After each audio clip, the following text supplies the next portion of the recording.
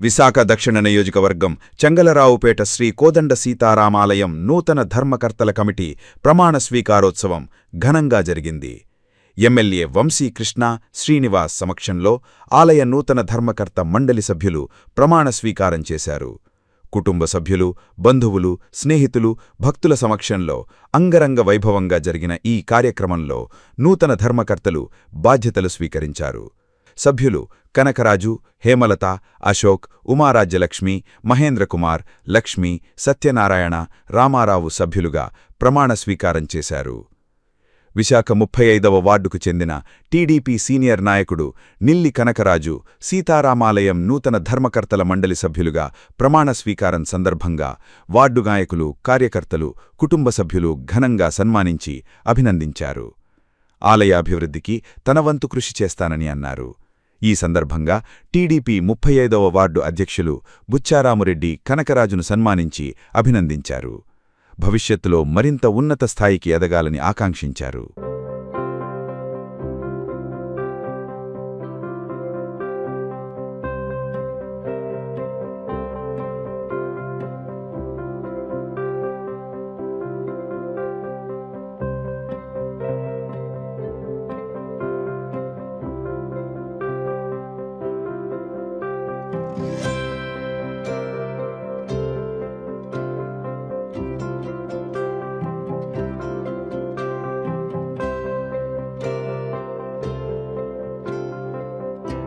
సీతారామ దేవస్థానం నన్ను ధర్మకర్తగా నియమించడం జరిగింది.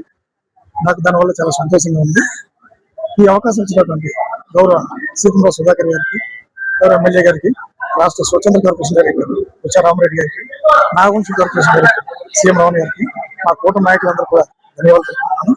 నాకు ఇంత అవకాశం ఇచ్చారు. ఆ దేవుడి సేవలో ఎప్పుడు పాల్గొంటారని నేను మనస్ఫూర్తిగా తెలియజేస్తున్నాను. ఇకపై ఈ గుడిలో ఏ కార్యక్రమం జరిగినా సరే ముందుండి ఏం చేయాలో అవన్నీ వాళ్ళతో తెలుసుకుని అందరితో పాల్గొంటారని మనం చేస్తున్నాం.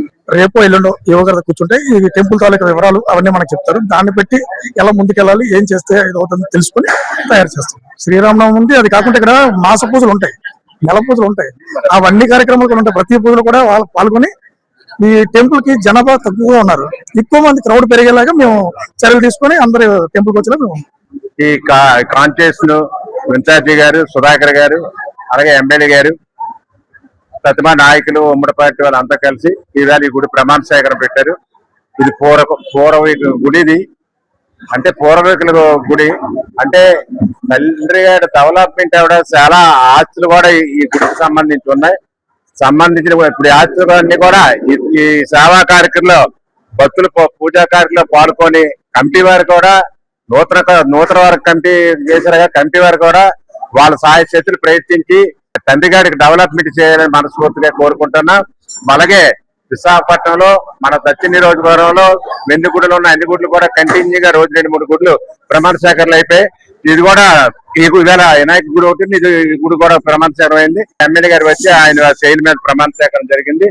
ఆ దేవుడి ఆశీర్వాదాలు నిత్యంగా భక్తులకి, ధర్మకర్త మండలికి, ఇక్కడ ప్రసవాలకి, కుటుంబాలకు అందరికీ మనస్ఫూర్తిగా దేవుడి ఆశీర్వాదాలు ఉన్నారని కోరుకుంటున్నా.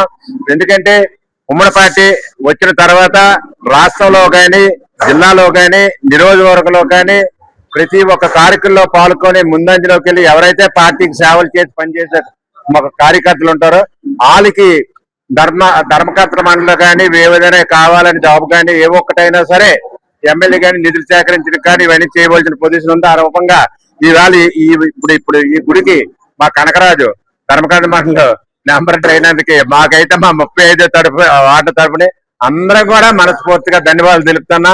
ఎందుకంటే సీనియర్ కార్యకర్త, కష్టపడి పనిచేసిన వాడు, నాయకుల దగ్గర కూడా సన్నిహితంగా ఉన్నాడు. మా వార్డు నాయకత్వం కూడా ముందుకు నడిపించుకున్న వ్యక్తి, మంచి వ్యక్తి. కనకరాజుకి ఇంకా ముందుకి మంచి పదవులు ఇంకా రావాలని మనస్ఫూర్తిగా కోరుకుంటూ